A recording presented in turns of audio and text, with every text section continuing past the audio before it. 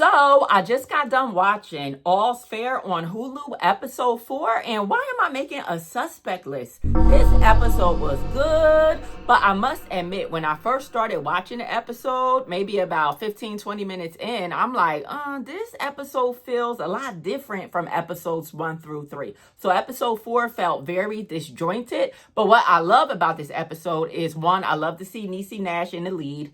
2, I love a whodunit. In fact, I think this is somewhat of a two-way whodunit. For me, it's like, okay, who set Niecy Nash up? We're going to get to that in a bit. And who killed Niecy Nash's attacker? And I also just love the sisterhood in this episode as well. But what I didn't like about this episode, and what I haven't liked in the past episodes either, is the divorce case of the week. It was so short, just another open and shut case. I really want to see them deal with a divorce case that straddles over different episodes. And I want to see these ladies work their tail off, work really hard to get their clients what they deserve. And we really need a backstory on Sarah Paulson's character, Carrington Lane, because she was annoying me on this episode. Yes, Sarah Paulson, she's a great actress. She's delivering her lines to a T, but I need the backstory on her and why she's so angry. But before I get into my recap, let me introduce myself. My name is Brandy, and I realize that you could be on any channel in the world, but you're right here with me. And I really do appreciate that. So please go ahead and like this video, and also subscribe to the channel if you do enjoy watching TV show reviews and also movie reviews. This episode opens up with Niecy Nash having a dinner alone in her beautiful home. She's at her dining room table. She has a glass of champagne and a glass of red wine, and she has candles lit. She has Teddy Pendergrass playing in the background. She is about to enjoy her evening alone. And then her 3 triplet sons walk in and ruin the vibe. They're like, Mom, what's going on? Why you all dressed up? Are you about to meet up with your sneaky link? And she's like, listen, I'm grown. You guys are about to be off to your Ivy Leagues. I'm about to enjoy my time to myself. I don't got to cook for y'all. I don't got to clean up for y'all. Like, now is my time. And one of her sons is giving main character energy to me, the one with the braids. And I don't know, he might go on my suspect list, but we're going to talk about that in a bit. But I really like her relationship with her boys and how they seem so protective over their mother. And the next day, we see Emerald and the ladies having lunch at the office. And Emerald is telling them, I'm sorry, I keep calling her Emerald, Niecy Nash. It's hard to stick to just saying Emerald. But Emerald, she's telling the ladies what a great evening she had. She had a solo dinner. Then she had a wonderful night with Mr. Buzz. All she had to do was put batteries in him. She don't got to cook him dinner. She don't got to hear him talk no smack. And he takes care of all of her needs. And the ladies are encouraging her that she does need to get back out there and date. And Kim Kardashian says something that I didn't like this line, but she said something to the effect of, a life lived with someone is much better than a life lived alone. And she said, even though she went through a lot with Chase, her husband that she's going through a divorce with right now, she doesn't regret any of it. And I'm like, I just didn't like that statement, and I do not agree with that statement. Sometimes it is better off living alone. And Emerald tells the ladies that her friend named Elise invited her to a singles party this weekend, but she wasn't sure that she was going. Allura was like, Emerald, no, you're going, and we have just enough time to get you ready. So on one of the next scenes, we see Allura and Emerald going shopping. And I really loved Kim K's outfit on this scene. She had on that white skirt suit. She had on the red fishnets, and she had like the red Birkin. Well, I don't know if that was a Birkin or not, but she looked so badass in this scene to me. So Allura and Emerald are shopping, and Allura actually encourages Niecy Nash to get like a necklace, like a beautiful diamond necklace as well. And in one of the next scenes, we see Niecy Nash. She's all dolled up. She's looking beautiful. The girls are out, and Niecy Nash got a rack on her, and I think her boobs are real, but she was bouncing all around in that black and silver dress, and she looks amazing. And again, she's preparing to go to the party that Elise invited her to, and her boys come and kill her vibe again. They're like, ooh, Mom, where you going? And one of the boys even says to her, like, Mom, you look super bangable. And Emerald checks him like, listen, you don't say that to your mom. And I'm like, yeah, that's right, that's weird. Don't say that to your mom, that your mom look bangable. But as she's walking to her car, they start chanting to her like, Mommy about to get it on.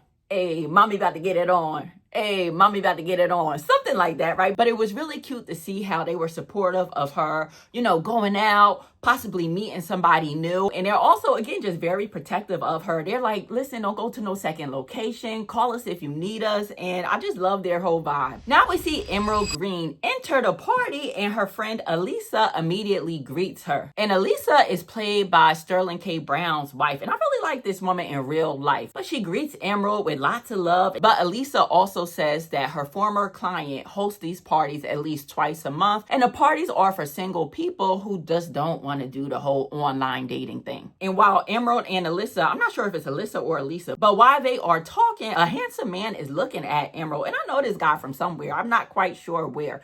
But he's eyeing her down, and Emerald is looking at him as well. And then Elisa says, ooh, I'm going to excuse myself, because right away she sees the connection between her friend and this mystery man. And to me, this man immediately comes off as creepy. He says some kind of cheesy, corny line to Emerald, and she laughs and she says, is that the best line you got? And he says, sue me, right? Which right there was a clue. And also he asked her, like, do you want a drink? And she was like, sure. And he's like, well, what's your poison? I mean, if somebody mentions the word poison in the same sentence that they're offering me a drink, I mean, I would be very suspicious at that point.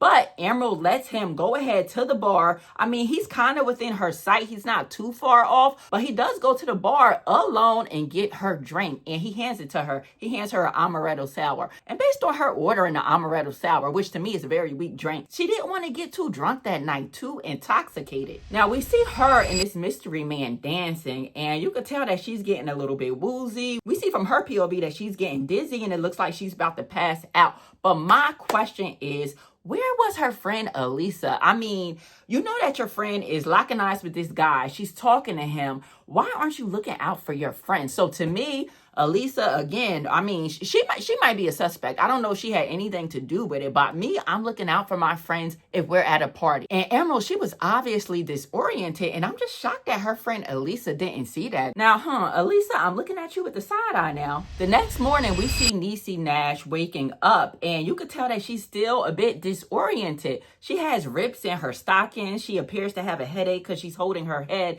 and she starts having many flashbacks of the night before of her being attacked. She immediately goes to the bathroom. She starts to throw up, and we could just see that she is in despair, and I can't imagine what she's going through. Again, this episode was very serious, very heavy. But thankfully, Emerald, she immediately calls 911. Then we see her at the hospital. They performed a SA kit on her, and those results came back inconclusive, and they're just waiting on the blood work to come back just to see if she was drugged. And Emerald, she's crying, she's upset, and you could tell she's very reluctant to call her friends. But she does end up calling Allura, and you could tell that she's still out of it because she's talking about the necklace that Allura gave her. Like, listen, something happened to the gift that you gave me.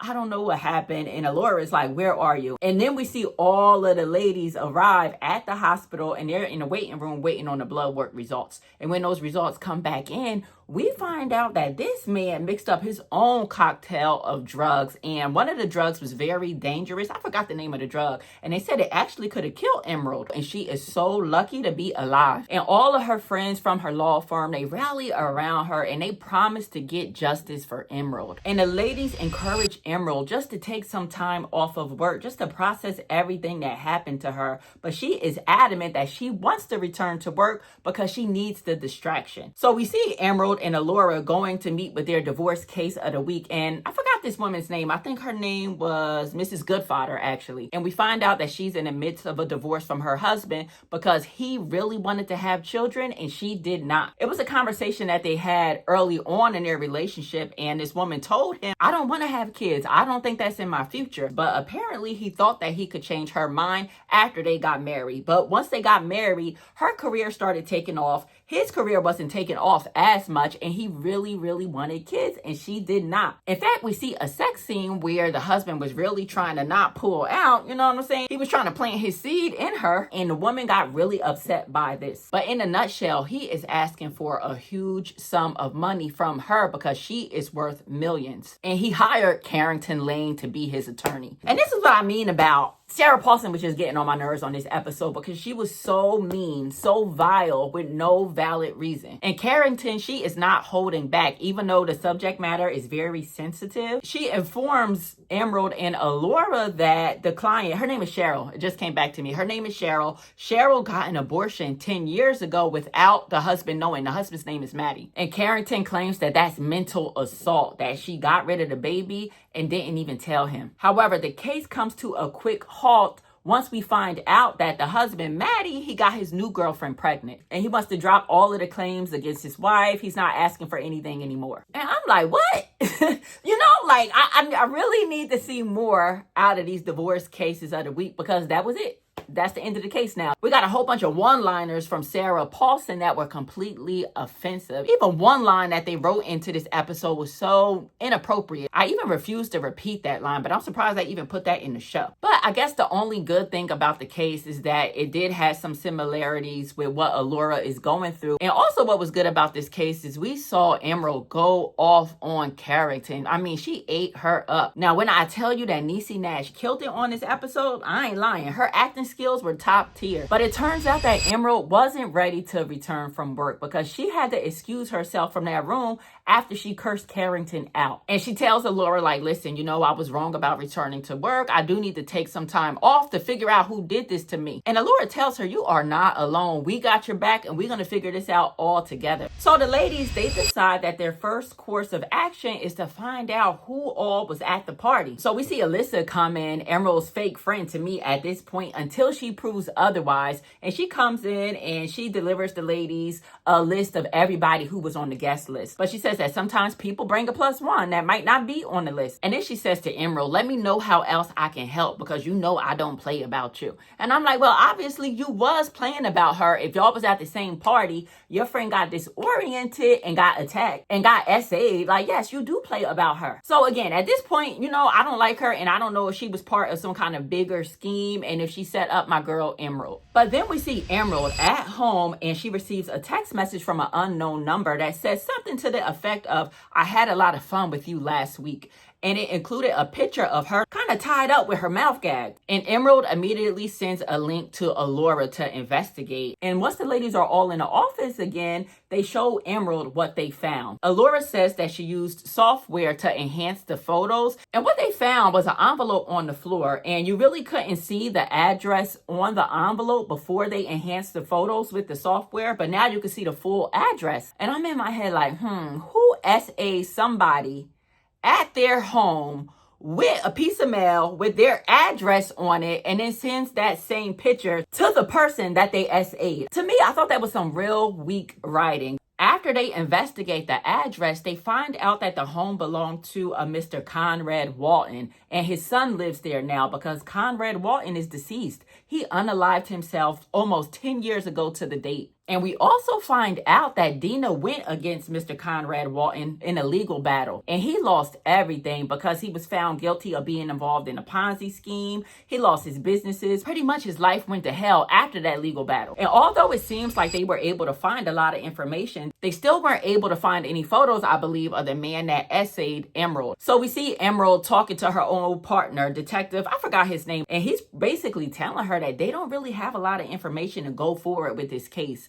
The pictures that were sent to Emerald's phone, they could have been consensual. And it's no proof that the drugs that were found in Emerald's system were administered in a malice fashion. So pretty much the cops don't have anything to go on right now. And that is very upsetting, rightfully so, to Emerald. Now we see Emerald delivering the news to her 3 sons. And mind you, these 3 sons are big. I believe they're 18, 19 years old, and they don't play about their mama. So she tells them what happened. She says the incident happened about a week ago. There were photographs involved, and pretty much the cops can't do anything about it unless they have more evidence. And her sons are visibly upset. They're like, the cops not going to do anything about it. And one son, the one I said that gives off that main character energy, and he was like, listen, that dude messed with the wrong woman. Emerald tries to ensure them to calm down. They're working on it, and that justice will be served. And Emerald is just so distraught. In fact, she even gets mad at Dina when Dina just tries to offer her some solace and some words of advice.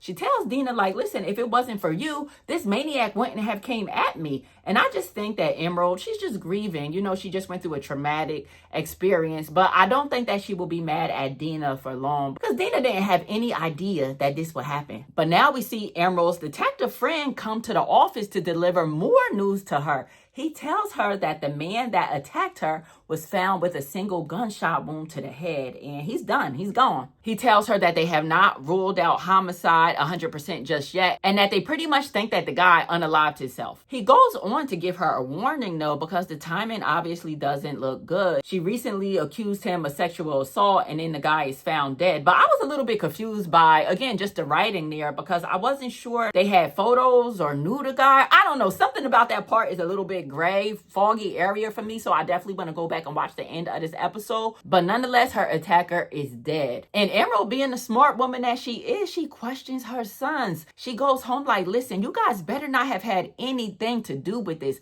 Mind you, her sons are super smart. They have helped her with cases in the past. They have detective skills. First of all, she was artificially inseminated to have these boys, and the sperm donor she chose has like an IQ of 140. So her boys are extremely smart, and they probably know how to get away with murder. But they assure their mom that they didn't do anything. But at this point, I'm looking at them sideways, especially the one with the cornrows, right? But anyway, so I like this episode after I had time to think about it. Again, at first I was like, ooh, this is going in a different direction than where I thought we were going.